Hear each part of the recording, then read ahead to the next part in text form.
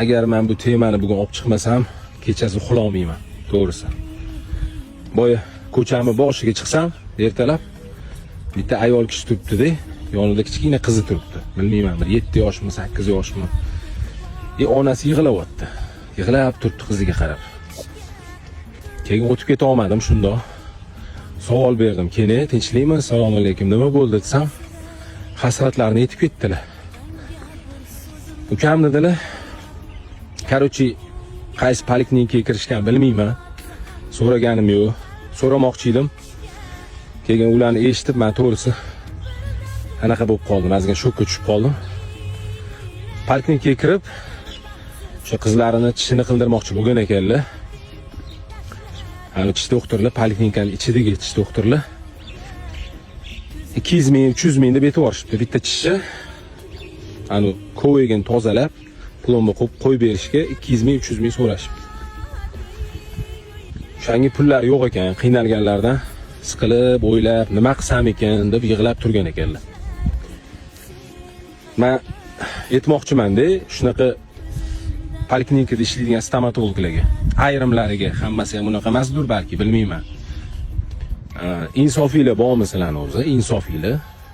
Bu davlatda uchrashdiginasi bo'lsa, katta xolinglarni uyi emas u, yoki katta xolinglar qurib bermagan pochchanglar bilan birga.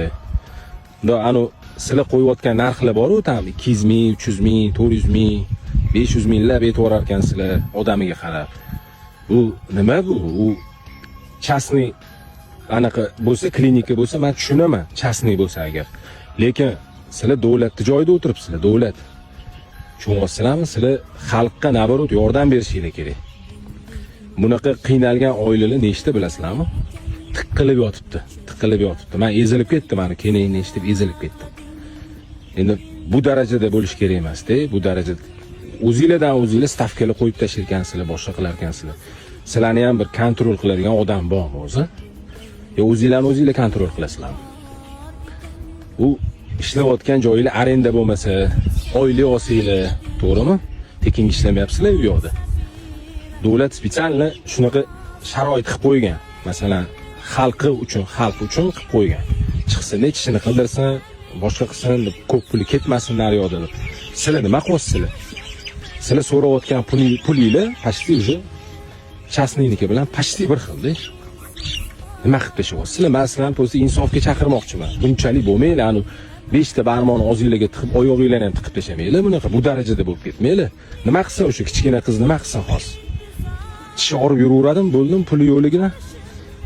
Bunaqa oilalar nechta tiqilib yotibdi, bunaqa oilalar. Ozgina kallanglarni ishlatinglar. Bu darajada bo'lish kerak emas, lekin Xudodan qo'rqinglar. Xudodan qo'rqinglar. Maynavatchilik qilayotgan ekansizlar, demak, eshitdim, keyin gapirib berdilar menga, yorildilar-da, to'g'risi. Maynavatchilik. O'zingizga kelgan summani aytib ekansizlar. Bu darajada bo'lmaylar, bunaqa bo'lish kerak emas. Bularni agar kontrol qiladigan odamlar bo'lsa, iltimos qilaman, kontrol qilinglar bularni. Nima qilyapti bular o'zi? Nima qilib tashyapti? Yo, sizlar shunaqa ana bu palnamochi berib qo'yganmisizlar shu stomatologlarga, mana poliklinikada ishlaganda, mana xohlagan stavkani qo'yib tashagin degan bir qanaqadir bir anaqa berib qo'yganmisizlar sizlar? Bilmayman men, tushunmadim men bularni, bor-ku. Nima qilsin hozir o'sha kichkina qiz nima qilsin hozir? Sizlarga savol. Puli yo'q, qiynalgan, adasi ham yo'q ekan. Nima qilsin?